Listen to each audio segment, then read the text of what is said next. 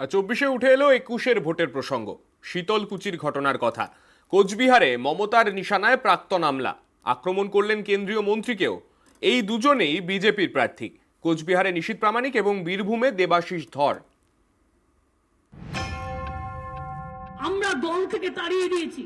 আমাদের দলেও ছিল আপদ, আর বিজেপির আজ হয়েছে সম্পদ। শীতলকুচিতে গুলি চালিয়ে এত মানুষ মেরেও হাতের রক্ত মোছেনি, এখন গিয়ে দাঁড়িয়েছে বীরভূমে। বৃহস্পতিবার কোচবিহারের মাথাভাঙায় তৃণমূলের সভা। মমতা বন্দ্যোপাধ্যায়ের নিশানায় প্রাক্তন আমলা দেবাশিস ধর, কোচবিহারের প্রাক্তন পুলিশ সুপার, যাকে এবারে বীরভূমে প্রার্থী করেছে বিজেপি। শীতলকুচিতে ইলেকশনের সময় লাইনে দাঁড়ানো 5 জনকে গুলি করে মেরেছিল। তার মধ্যে 4 জন সংখ্যালঘু সম্প্রদায়ের, আর একজন রাজবংশী ভাই ছিল। আমি ইলেকশন চলাকালীন এসেছিলাম ছুটে, আর যে লোকটির ইনস্ট্রাকশনে হয়েছিল তাকে আমরা, তার বিরুদ্ধে সরকারের 2টো ডিপি চলছে, ভিজিলেন্স ক্লিয়ার হয়নি, কিন্তু ভারতবর্ষের সরকার তাকে ক্লিয়ারেন্স দিয়ে দিয়েছে। কোনো আইন কানুন কিচ্ছু মানে না, তিনি আবার বীরভূমে গিয়ে দাঁড়িয়েছেন। 21-এর ভোটে উত্তাল হয় শীতলকুচি, চলে গুলি, হয় মৃত্যু। 21-এর এই ঘটনার কথাই উঠে এলো 24-এর ভোট প্রচারে।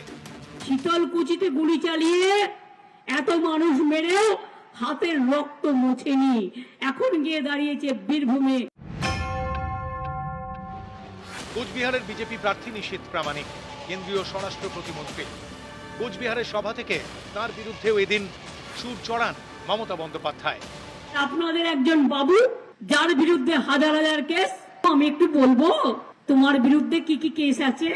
আমার কাছে সব নথিবদ্ধ করা আছে। তুমি আজকে নাকি স্বরাষ্ট্র হোম মিনিস্টার। লজ্জা লজ্জা লজ্জা! গণতন্ত্র কলঙ্কিত হয়েছে। কেন আপনাদের এখানে আর রাজবংশী লোক ছিল না? একসময় তৃণমূলের যুব নেতা ছিলেন নিশীথ প্রামাণিক।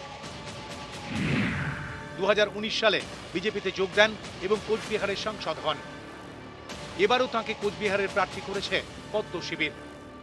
কোচবিহারের সভায় এ নিয়ে কটাক্ষ তৃণমূল নেত্রীর। আমরা দল থেকে তাড়িয়ে দিয়েছি। আমাদের দলেও ছিল আপদ, আর বিজেপির আজ হয়েছে সম্পদ। শুধু গুন্ডামি করে বেড়ায়, 4-5 গাড়ি পুলিশ নিয়ে ঘুরে বেড়ায়। কদিন আগে উদয়ন গুহকেও অ্যাটাক করেছিল। নিউজ 18 বাংলা।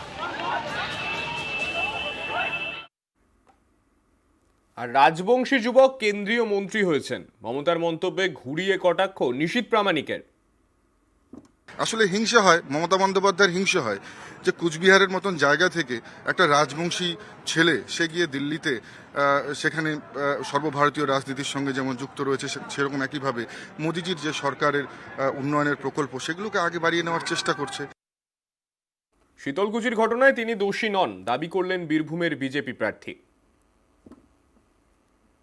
শীতলকুচিতে দেখুন এখনো অনেক কিছু উন্মোচিত হয়নি। আমার হাতে রক্ত লাগার ব্যাপারটা আরো ভালো করে দেখুন, সিআইডি তো তদন্ত করেছে। আমার হাতে যদি রক্ত লেগে থাকতো, না আমি ওখানে ছিলাম, না আমি গুলি চালাবার অর্ডার দিয়েছিলাম, না আমি, এবং রাজ্য পুলিশ ওর সাথে জড়িত ছিল। আর 2 নম্বর কথা, সিআইডি তদন্ত করেছিল। আমি যদি কোনোভাবে আমার 0.001%ও ইনভলভমেন্ট পেত, আজকে আমি অ্যাটলিস্ট এখানে বসে থাকতাম।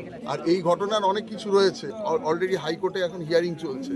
যেদিন সিবিআই ইনকোয়ারি হবে, যার প্ররোচনায় হয়েছিল, কি এফআইআর আছে আমাদের রাজ্যের সর্বোচ্চ মাথার এগেনস্ট এই কেসে, কিন্তু সেই জায়গায় সেই রহস্য সেদিন উন্মোচিত হবে, কার প্ররোচনায় এই ঘটনাটি ঘটেছে।